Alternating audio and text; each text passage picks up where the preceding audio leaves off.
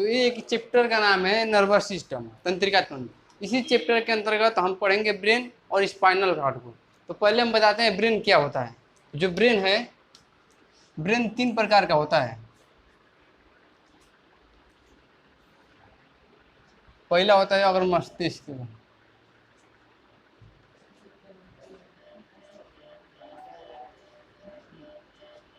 Brain 3 प्रकार का होता है। पहला होता है अगर मस्तिष्क, दूसरा होता है मध्य मस्तिष्क,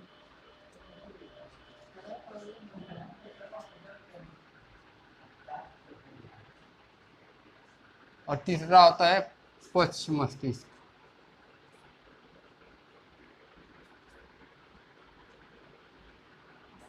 तो ब्रेन 3 प्रकार का होता है, अगर मस्तिष्क, मध्य मस्तिष्क और पश्च मस्तिष्क।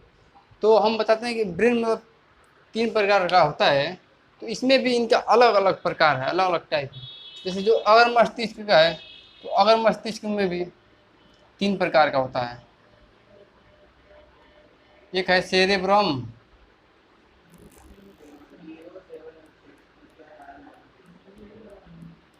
थैलेमस, और तीसरा होता है इसी में हाइपोथैलेमस।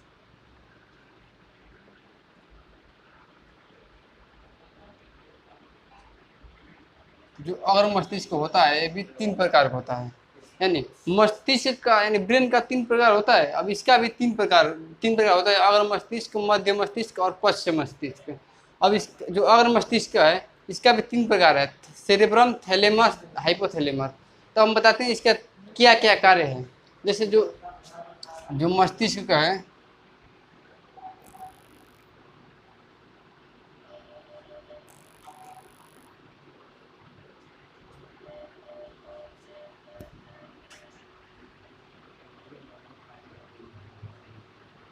यानी ये आपका हो गया ब्रेन, ठीक। ये हो गया ब्रेन। तो जो इसमें का हिस्सा ब्रेन है, ठीक।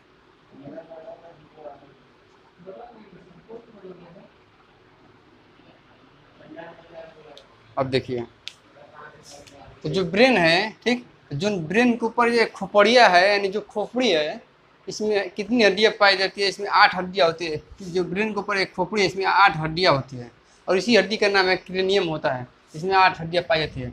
और ठीक है, ब्रेन के नीचे है, यानी जो ब्रेन के नीचे इसमें एक झिल्ली होती है।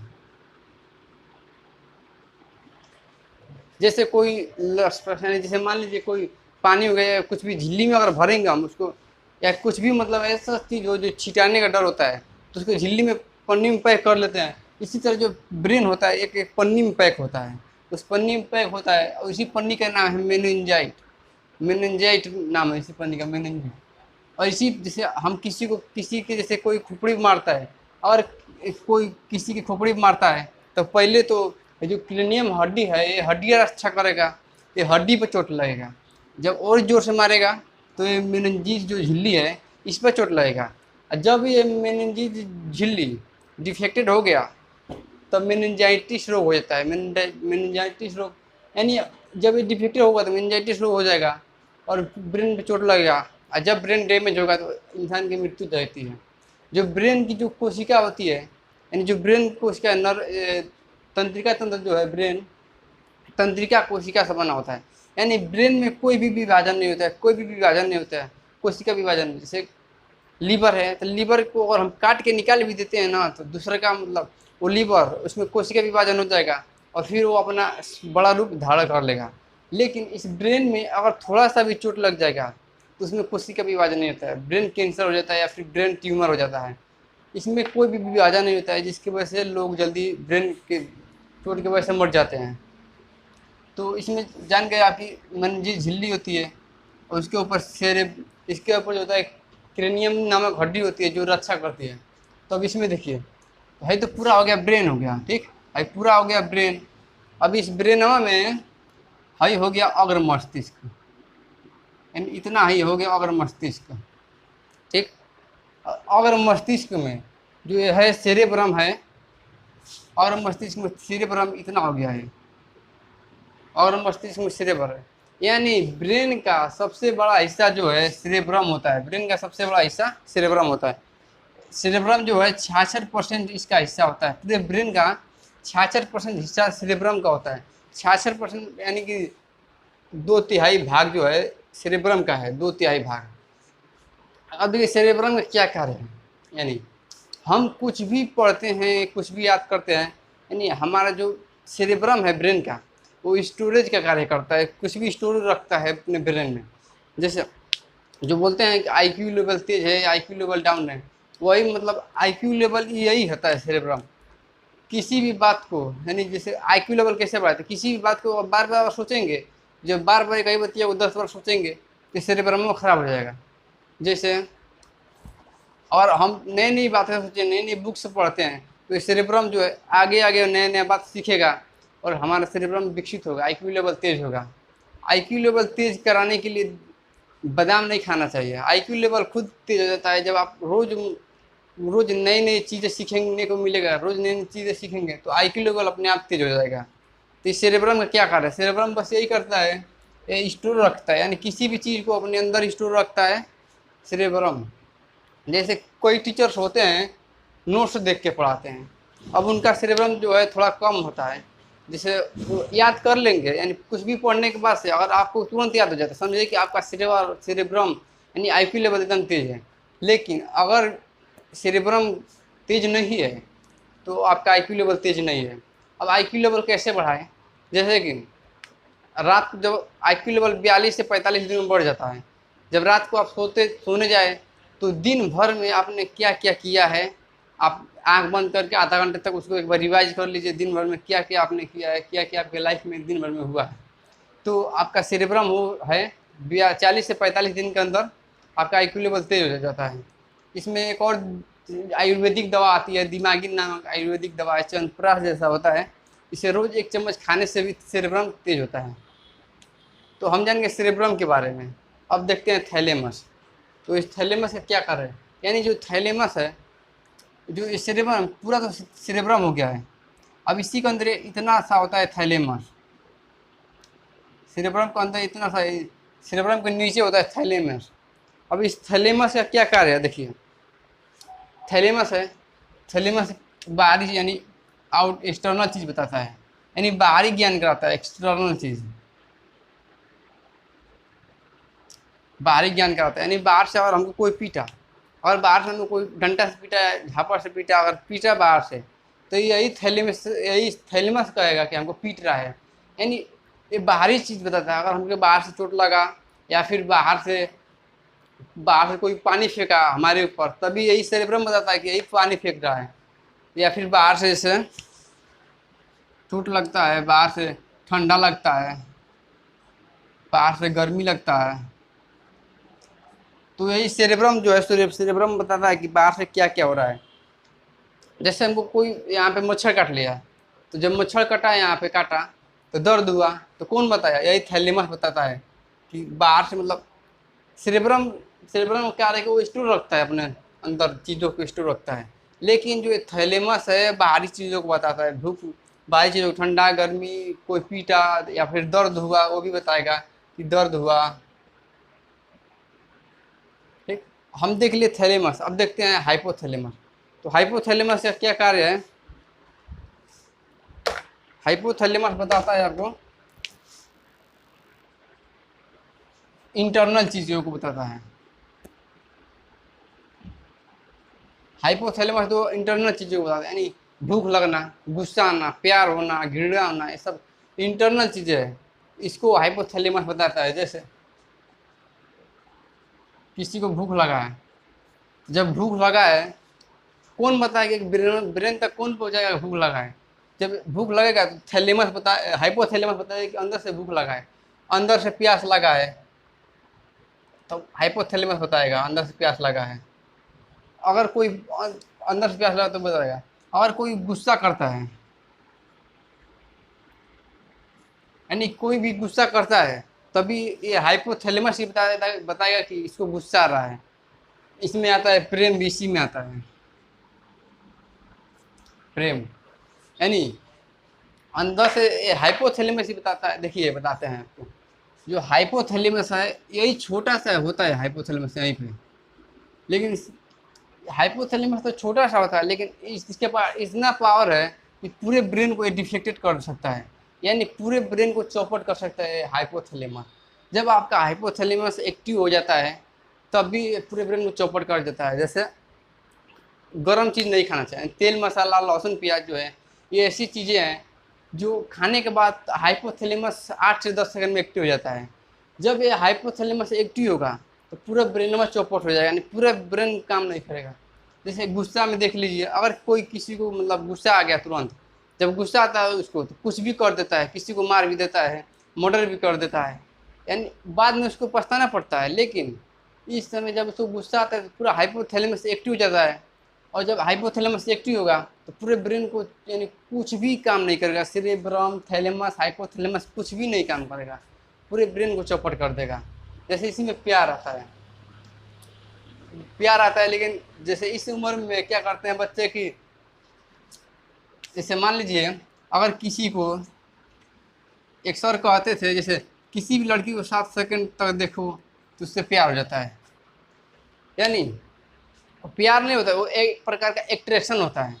जैसे किसी को भी 7 सेकंड तक देखो तो एट्रैक्शन हो जाता है। जैसे वो भी विपरीत लिंग वाले, जैसे मान लीजिए कोई लड़का है, किसी लड़की को 7 सेकंड तक लगातार देख लिया कि कितनी सुंदर है, तो वो उसका मतलब उसके प्रति एट्रैक्शन हो जाता है, वो प्यार नहीं होता, एट्रैक्शन होता है।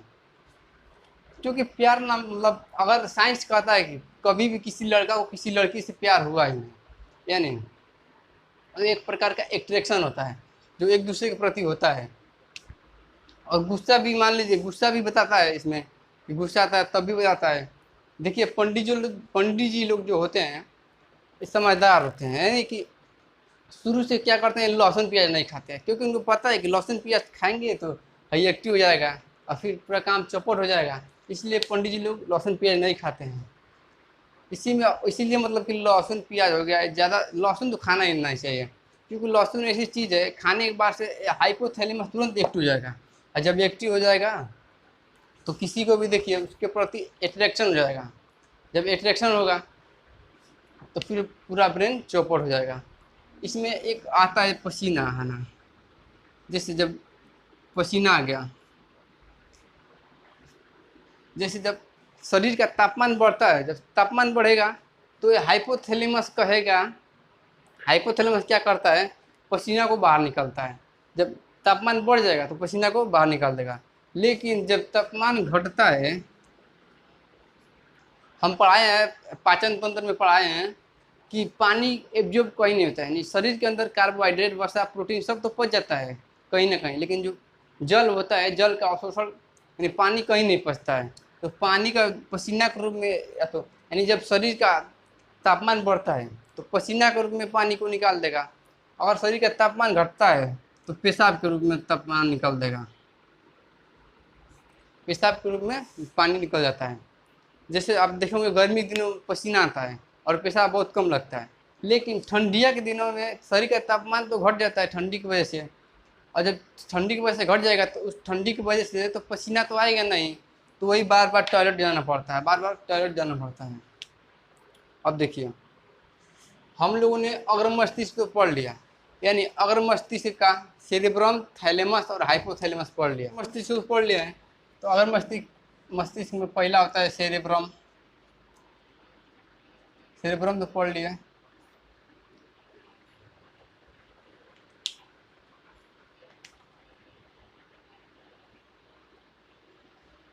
सेरेब्रम, और दूसरा है थैलेमस।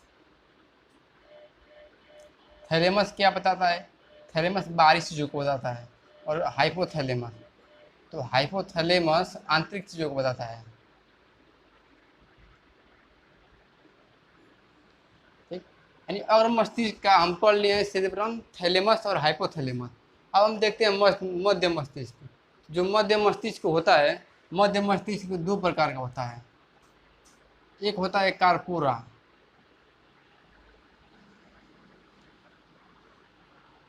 और दूसरा होता है सेरेब्रल। यानी जो मध्य मस्तिष्क है मध्य मध्य मस्तिष्क है जो, ये दो प्रकार का होता है, एक होता है कार्पोरा, एक दूसरा होता है सेरेब्रल। कार्पोरा और सेरेब्रल सेरेब्रल। तो कार्पोरा का क्या कार्य है और सेरिब्रल का क्या कार्य है? अब देखिए, मध्य अग्र मस्तिष्क तीन प्रकार का होता है, सेरेब्रम, थैलेमस, हाइपोथैलेमस। सेरेब्रम का कार्य है स्टोरेज करता है, थैलेमस बाहरी चीज़ों को बताता है, और हाइपोथैलेमस आंतरिक चीज़ों को बताता है। लेकिन मध्य मस्तिष्क का है दो प्रकार का होता है, कार्पोरा और सेरिब्रल। तो एक कार्पोरा का क्या कार्य है? तो कार्पोरा जो है ये कार्य करता है देखने और सुनने की कार्य, यानी कार्पोरा क्या करता है? देखने और सुनने का कार्य जो है कर्पूरा करता है। अगर किसी को सुनाई नहीं दे रहा है, अगर कोई बहरा हो गया, यानी किसी को कोई बोल रहा है और सुन नहीं रहा है, यानी सुनाई नहीं दे रहा है, कम सुनाई दे रहा है, तो समझिए कि उसका कर्पूरा खराब है। अगर किसी को दिखाई मतलब देख तो रहा है लेकिन वो समझ नहीं रहे, देख रहा है किसी चीज़ को लेकिन उसको समझ नहीं आ रहा है क्या करे, चुपचाप खड़ा है देखते हुए, तो समझिए कि उसका कर्पूरा खराब है। क्योंकि कर्पूरा का दो ही काम है, देखने का और सुनने का। कर्पूरा देखेगा और सुनेगा। अब इसमें है सेरिब्रल। जो सेरिब्रल है, सेरिब्रल स्पाइनल कार्ड को कंट्रोल करता है। स्पाइनल कार्ड को कंट्रोल करता है। स्पाइनल कार्ड मतलब होता है मेरु रज्जु, यानी जो यहाँ से, जो यहाँ से जो है स्पाइनल कार्ड है, ठीक।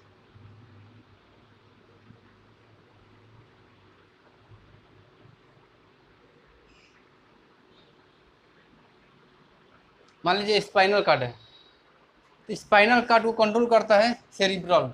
और स्पाइनल कार्ड में 31 जोड़ी नसें होती है जो हम आगे पढ़ेंगे, ठीक। 31 जोड़ी नसें होती है इसमें। जो स्पाइनल कार्ड है इसमें 31 जोड़ी नसें होती है। और इस स्पाइनल कार्ड के जो जो पहले तो देखिए, स्पाइनल जो स्पाइनल कार्ड होता है इसके ऊपर जो हड्डी होता है, ठीक, उस हड्डी को मेरुदंड बोलते हैं, ठीक। हड्डी को तो मेरुदंड बोलते हैं, लेकिन उस हड्डिया के बीचवा में से एक खूब झोझे का नस गया रहता है। हड्डी के बीच में से, हड्डी के बीच में से इस तरह सब नस गया आता है, और उसी नस को बोलते हैं स्पाइनल कार्ड। तो ये क्या करता है? सेरिब्रल स्पाइनल कार्ड को कंट्रोल करता है। सेरिब्रल सेरिब्रल का यही कार्य है, स्पाइनल कार्ड को कंट्रोल करना। जैसे जो हमारा ब्रेन है, यानी नर्वस सिस्टम तो है, इसमें ब्रेन है, और ब्रेन बस ब्रेन ही, जैसे स्पाइनल कार्ड है इसको हम सेकेंड ब्रेन बोलते हैं, स्पाइनल कार्ड को। ब्रेन हो गया, ये सेकेंड ब्रेन हो गया। क्योंकि अगर नर्वस सिस्टम जो है ब्रेन और सेकेंड ब्रेन से ही मिलकर बना है नर्वस सिस्टम। तो ये जो स्पाइनल कार्ड होता है, यानी कभी कभी हमारा ब्रेन जैसे किसी बात को सोच रहा होता है, यानी कोई हम ख्यालों में खोल रहते हैं, तो उस समय क्या होता है, पूरे शरीर का जो बैलेंस है स्पाइनल कार्ड को दे देता है ब्रेन। ब्रेन कहता है कि अब हम किसी के ख्यालों में खोए हुए हैं, स्पाइनल कार्ड को दे देता है पूरा, कि मतलब स्पाइनल कार्ड उस समय पूरे बॉडी को कंट्रोल करता है। लेकिन उसी समय अगर कोई डरा दे या फिर कोई झटका से मतलब कोई डरा उरा दे, तो एक बाइक की मतलब पूरा डर जाते हैं लोग, तब देखते हैं कि हाँ यही है, तब मतलब शांति मिलती है। यानी जो स्पाइनल कार्ड है, स्पाइनल कार्ड एक रिफ्लेक्स एक्शन को कंट्रोल करता है, हम आगे पढ़ा बताएंगे। फिलहाल में इसमें जो स्पाइनल कार्ड के पीछे में जो नस होता है यही होता है मेरुरज्जु, और जो ऊपर का होता है हड्डी, जो हड्डी हड्डी को बोलते हैं मेरुदंड। तो जान गए कार्पोरा और सेरिब्रल के बारे में, कार्पोरा और सेरिब्रल के बारे में। हम पढ़ते हैं प्रमस्तिष्क।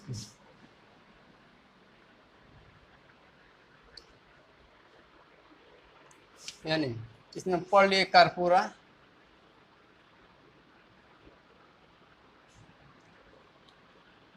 सेरिब्रल।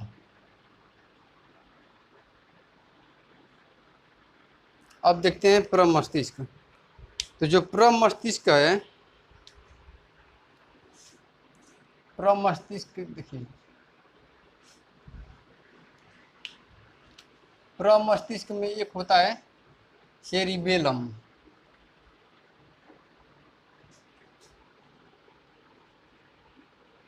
प्रमस्तिष्क में एक होता है सेरिबेलम। अगर मस्तिष्क में है सेरिब्रम, मध्य मस्तिष्क में सेरिब्रल और प्रो मस्तिष्क में सेरिबेलम।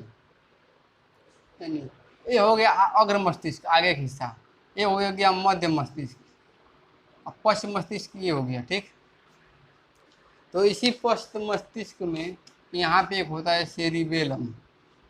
तो सेरिबेलम क्या क्या कर रहा है, यानी सेरिबेलम क्या करता है? सेरिबेलम जो शरीर का बैलेंस बनाता है।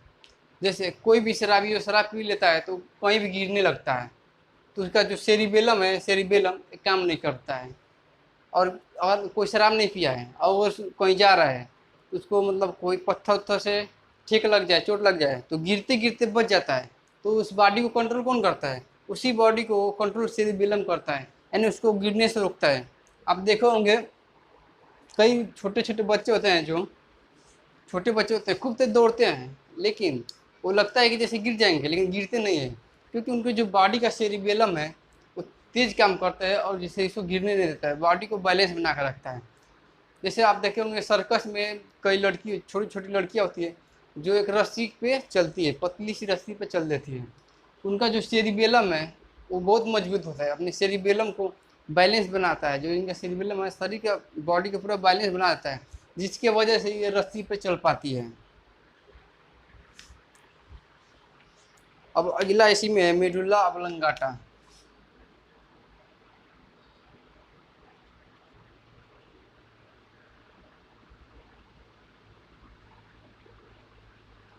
अब देखिए, हम लोगों ने तो पढ़ लिया अगर मस्तिष्क के 3 भाग, मध्य मस्तिष्क के 2 भाग और पश्चिम मस्तिष्क के भी 2 भाग, यानी सेरिबेलम तो पढ़ लिया, और मैं अब बचा है मेडुला ऑब्लंगाटा। तो जो मेडुला ऑब्लंगाटा है इसका क्या कार्य है? यानी मेडुला ऑब्लंगाटा का कार्य यही है, ये श्वसन को कंट्रोल करता है और पाचन को कंट्रोल करता है। यानी इस पर हमारा कोई कंट्रोल नहीं रहता है, जिससे हम ब्रेन से हम कंट्रोल कर सकते हैं सांस को। यानी हमारा मन क्या सांस ले या चाहे ना ले, ऐसा हो सकता है? नहीं हो सकता, क्योंकि जो श्वसन है, श्वसन एक मतलब कि श्वसन अपने आप होता है। और जैसे पाचन हो गया, हम खाना तो ठूस लिए, अब खाना ठूस लिए तो हमारा मन क्या कि उसको आमाशय में 10 दिन तक रखे रहे, या फिर छोटी आंत में रखे रहे, नहीं ना, क्योंकि वो अपने आप कंट्रोल होता है। अपने आप इसका कंट्रोल ये मेडुला ऑब्लंगाटा करता है कि पाचन कैसे करेगा, श्वसन कैसे करेगा। यानी ये अपने आप जो मेडुला ऑब्लंगाटा इसे यही कार्य है कि श्वसन को कराना और पाचन को कराना। हम नहीं तो अपनी सांस भी नहीं मतलब कि अपने सांस को भी नहीं रोक सकते हैं देर तक, क्योंकि मेडुला अपने आप की होने वाली क्रिया है, यानी अपने आप होती रहती है क्रिया। तो हम लोगों ने जान लिया अग्र मस्तिष्क, मध्य मस्तिष्क और पश्चिम मस्तिष्क।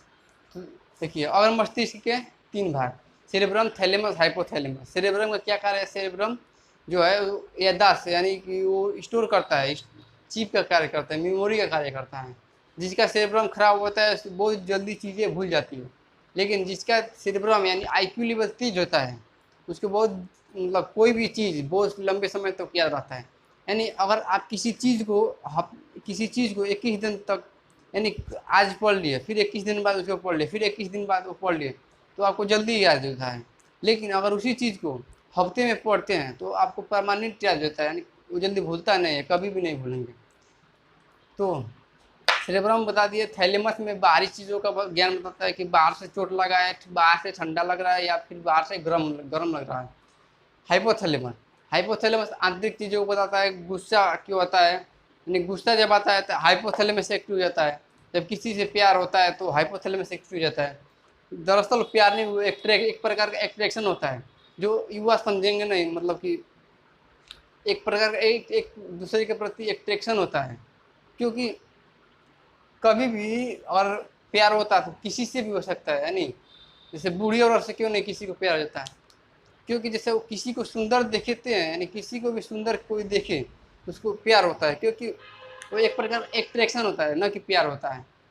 लेकिन जो इस समय की जो जैसे युवा है, तो उम्र की गलती है, जैसे उम्र में हो जाता है, और जैसे उस उम्र में जो यंग उम्र होता है, इसमें क्या होता है, जो हाइपोथैलेमस है बहुत एक्टिव रहता है, हमेशा सक्रिय रहता है, एक्टिव रहता है, जिसके वजह से आप देखोगे जवानों को गुस्सा जल्दी आता है, प्यार भी जल्दी होता है, क्योंकि उसका हाइपोथैलेमस ज़्यादा एक्टिव रहता है और इसी एक्टिव की वजह से पूरे ब्रेन को चौपट कर देता है।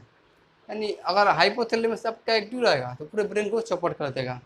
और इसमें देख ही लीजिए, मध्य मस्तिष्क में दो प्रकार का मध्य मस्तिष्क में होता है, कार्पोरा और सेरिब्रल। तो कार्पोरा देखने और सुनने का कार्य करता है, सेरिब्रल स्पाइनल कार्ड को कंट्रोल करता है। और पश्च मस्तिष्क में दो होता है, सेरिब्रल अब्लंगाटा। तो जो सेरिब्रल होता है, सेरिबेलम होता है, सॉरी, सेरिबेलम जो होता है शरीर का बैलेंस बनाता है। मेडुला अब्लंगाटा होता है, श्वसन की क्रिया को देखता है और पाचन की क्रिया कंट्रोल करता है। और इसी में एक होता है पुंस, जो पुंस है दोनों मस्तिष्क को जोड़ने का कार्य करता है, वही होता है पुंस। अब देखते हैं स्पाइनल कार्ड क्या होता है। यानी जो स्पाइनल कार्ड है, spinal cord reflex action control करता है। जैसे स्पाइनल कार्ड में 31 जोड़ी नसें यहाँ पर पाई जाती है, स्पाइनल कार्ड में 31 जोड़ी नसें पाई जाती है। यानी 31 नसें इधर, 31 नसें इधर, 31 जोड़ी नसें स्पाइनल कार्ड में पाई जाती है। और ब्रेन में, जैसे आपका हो गया ब्रेन, ब्रेन में 12 जोड़ी नसें पाई जाती है, ब्रेन में पाई जाती है 12 जोड़ी नसें। और इस स्पाइनल कार्ड में पाई जाती है 31 जोड़ी नसें। ब्रेन में 12 जोड़ी नसें, स्पाइनल कार्ड में 31 जोड़ी नसें। तब क्या होता है, जो स्पाइनल कार्ड होता है मेरुदंड के बीच में, यानी जैसे हम लोग जब 12th में पढ़ते थे तो बायोलॉजी का प्रैक्टिकल करते थे, उसमें देखे हैं जैसे स्पाइनल कार्ड है, स्पाइनल कार्ड ऐसे ही कुछ रहता है। यानी जो स्पाइनल कार्ड है उसमें जैसे रीढ़ की हड्डी है, उसमें हड्डियाँ कई ज़्यादा हड्डियाँ जुड़ी रहती है। और इसी हड्डी की सगरी सब हड्डी एक बीच में छेद रहता है। और जो ये छेदवा रहता है बिचवा में, इसी में से पूरा नस ढोजे का नस गया रहता है, इसी में से नस गया रहता है। यानी पूरे हम लोग शरीर से नस आता है, पूरे शरीर से, जैसे पूरे शरीर से नस आता है और इसी के बीच से, उसी मतलब स्पाइनल कार्ड के बीच से पूरा ब्रेन तक जाके जुड़ जाता है। आप देखे होंगे कि अगर किसी का जैसे कहीं भी चोट लगे, यानी कहीं भी चोट लगा, पैर में चोट लगा, तो पैर में चोट लगा, लेकिन इस दिमागवा को कैसे पता चला कि इस पैर में चोट लगता है, और वो नस के द्वारा, नब्स होता है, नब्स, नब्स मतलब हम पढ़ाएंगे अभी इसके बाद नब्स क्या होता है। तो नब्स के द्वारा वो पूरा स्पाइनल कार्ड के बीच से ब्रेन तक पहुँचाता है कि हाँ यहाँ पे चोट लगा है। आजकल डॉक्टर क्या करते हैं, जब ऑपरेशन होता है तो उसमें क्या करते हैं, गर्दन पे, यानी गर्दन स्पाइनल कार्ड में इंजेक्शन दे देते हैं। जब इस स्पाइनल कार्ड में इंजेक्शन दे देंगे तो ब्रेन का और स्पाइनल कार्ड का संपर्क टूट जाएगा। अब उसके बाद से नीचे का चीड़े फाड़े कुछ भी करें, इस ब्रेन को कुछ भी नहीं होगा, यानी दर्द वर्द कुछ भी नहीं होगा। तो आजकल यही ऑपरेशन में इस यहाँ पे इंजेक्शन मार दे रहे हैं बेहोशी वाला, यानी दोनों का कंट्रोल टूट जाता है। इसमें कोई कंट्रोल नहीं रहता है, टूट जाता है, उसके बाद से ऑपरेशन होता है। लेकिन जब कंट्रोल परमानेंट टूट जाता है तब उसकी मौत हो जाती है, इंसान की मौत हो जाएगा। कुछ समय के लिए टूट जाएगा, 6-7 घंटे के लिए टूट जाता है, उसके बाद से ऑपरेशन कर देते हैं, फिर अपने आप सही हो जाता है। अब हम लोगों ने पूरा ब्रेन तो पढ़ लिया, ये हो गया फर्स्ट ब्रेन हो गया, और जो स्पाइनल कार्ड है इसको हम सेकेंड ब्रेन कहते हैं। स्पाइनल कार्ड हो गया सेकेंड ब्रेन, ये हो गया फर्स्ट ब्रेन। अब देखते हैं जैसे जो स्पाइनल कार्ड क्या करता है, इससे रिफ्लेक्स एक्शन कंट्रोल करता है, प्रतिवर्ती क्रिया को कंट्रोल करता है। जैसे छींक आया तो छींक को कौन कंट्रोल करेगा, कोई कंट्रोल नहीं कर सकता। छींक को कोई रोक सकता है, नहीं रोक सकता। जमाई आ गया, जमाई को भी कोई नहीं रोक सकता। तो आई होप कि आप लोग इतना सब तो समझ में आ गया होगा। अब हम देखते हैं नर्वस सिस्टम। अब देखिए तंत्रिका तंत्र होता क्या है। तो तंत्रिका तंत्र में हम लोग ब्रेन तो पढ़ ही लिया है। अब देखिए तंत्रिका तंत्र 3 प्रकार का होता है, central nervous system, peripheral nervous system और ऑटोनोमस नर्वस सिस्टम। तो जो सेंट्रल नर्वस सिस्टम है इसको हमने पढ़ लिया है। सेंट्रल नर्वस सिस्टम में ही आता है ब्रेन और स्पाइनल कार्ड। स्पाइनल कार्ड यानी सेंट्रल नर्वस सिस्टम को तो हम लोग पढ़ लिया, ब्रेन और स्पाइनल कार्ड तो पढ़ लिया। अब बचा पेरिफेरल नर्वस सिस्टम। जो पेरिफेरल नर्वस सिस्टम है इसको देखते हैं। तो पेरिफेरल नर्वस सिस्टम में जो ब्रेन से निकलने वाली 12 जोड़ी नसें हैं, यानी से ब्रेन से निकलने वाली 12 जोड़ी नसें और स्पाइनल कार्ड से निकलने वाली 31 जोड़ी नसें, ब्रेन से निकलने वाली 12 जोड़ी नसें, स्पाइनल कॉर्ड से निकलने वाली 31 जोड़ी नसें, यही दोनों मिलकर पेरिफेरल नर्वस सिस्टम होते हैं। यानी यही दोनों जो नसें होती है यही मिलकर पेरिफेरल नर्वस सिस्टम होता है। ये बाहरी बाहरी काम करते हैं। अब देखिए ऑटोनोमस नर्वस सिस्टम, ठीक। तो ऑटोनोमस नर्वस सिस्टम को दो प्रकार से देखा गया है, अनुकंपीय और परा अनुकंपीय। यानी अनुकंपीय क्या होता है, जैसे अनुकंपीय में जैसे मान लीजिए रात का समय है, अकेले कोई एक रूम मतलब अकेले बंद है, ठीक। तब तक उसको पायल की आवाज़ सुनाई दे रहा है, कहीं से हंसने की आवाज़ सुनाई दे रहा है, तो बच्चा का रोने की आवाज़ सुनाई दे रहा है। तब तक खिड़की खिड़की मतलब बंद हो रहा है, खुल रहा है, कोई दरवाज़ा खुल रहा है, तो उसको मतलब अचानक डर लगने लगता है, और उसको लगता है कि भूत आ गया। भूत तो कुछ नहीं होता है, उसको डर लगने लगता है और लगता है भूत आ गया। तो उस समय क्या होता है, जब उस समय वो डर जाता है तो पूरा मतलब कि पूरा ब्रेन ही काम करना बंद कर देता है। जब उस समय डर जाएगा तो डर के मारे पूरा पसीना आ जाएगा, पूरा पसीना से भीग जाएगा और पूरा उसका शरीर कांपने लगेगा। उसका कुछ भी मतलब कोई भी ब्रेन काम नहीं करेगा। तब तक देखेगा कि दरवाजे पर कोई उसका दोस्ती है, तब जब देख लेगा कि उसका दोस्त है, तब उसका जो सारा जो बीपी हाई हुआ था उसका सब नॉर्मल हो जाएगा। तो इसमें देखिए अनुकंपीय में होता है कि डर, यानी अचानक डर लग जाए, अचानक से डर लग जाएगा। जब डर लगेगा तो पूरा गला सूख जाएगा, पूरा भूख मतलब पूरा गला वाला सूख जाएगा, पूरा आवाज़ भी नहीं अंदर से आएगा। उस स्थिति में पूरा ब्रेन काम करना बंद कर देता है, और उस स्थिति में अक्सर लोगों को हार्ट अटैक भी आ जाता है। जैसे कोई एकदम डर जाए तो उसको डर के मारे जब ये काम करना बंद कर देगा तो जो ब्लड है वो भी सर्कुलेटिंग नहीं होगा। अचानक से डर लगेगा, एकाएक डर लगेगा, तो उसका जो पूरा ब्रेन है काम करना बंद कर देगा, उसको पूरा पसीना आने लगेगा, शरीर कांपने लगेगा। लेकिन जब उसको पता चलेगा कि कुछ नहीं है, कोई नहीं है, तो फिर नॉर्मल हो जाएगा। तो ये जब उसको जब डर लगेगा तो अनुकंपीय, और जब नॉर्मल हो गया तो परा अनुकंपीय। यही है अनुकंपीय और परा अनुकंपीय। अब देखिए, यानी अगर हमको यहाँ पे कोई चोट लगा, हमको हाथ पे चोट लगा या फिर मच्छर ने काटा, तो इस मच्छर ने यहाँ पे काटा और दिमाग में कहाँ से गया। मच्छर तो काटा है हाथ पे, लेकिन ब्रेन तक किसने पहुँचाया, तो ये होता है नस, ठीक। नब्स होता है, जो नब्स होता है एक 3 प्रकार का होता है, मोटर नस, सेंसुरी नस और मिक्सर नस।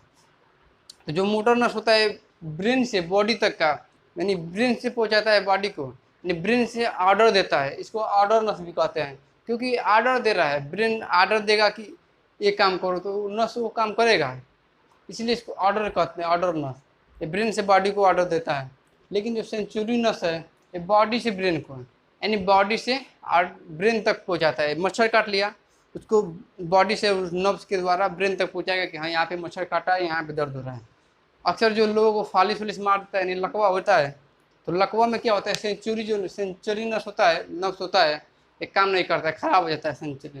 जैसे अक्सर दाएं साइड या फिर बाएं साइड का लकवा मार देता है, तो उसका एक साइड का जो सेंचुरी नस है तो खराब हो जाता है नब्स। जब नब्स खराब हो जाएगा तो इधर का कुछ भी हो, यानी जिधर का दाएं साइड या फिर बाएं साइड उधर नब्स खराब हो गया, तो उधर कुछ भी उसको मतलब चोट लगे कुछ भी उसको, तो नब्स तो ब्रेन तक पहुंचाएगा नहीं, और जब ब्रेन तक पहुंचाएगा नहीं तो उसको कुछ असर भी नहीं होगा, क्योंकि उसका सेंचुरी नस जो है नब्स खराब हो गया। ये बॉडी से ब्रेन तक नहीं पहुंचा रहा है। जो मिक्स नस है, मिक्स नस दोनों काम करता है, यानी बॉडी तक मतलब दोनों काम करता है। मिक्स नस बॉडी से ब्रेन तक भी पहुंचाएगा और ब्रेन से बॉडी तक भी पहुंचाएगा। तो आई होप दोस्तों कि आप लोगों को नर्वस सिस्टम, ब्रेन पूरी अच्छी तरह से समझ में आया होगा।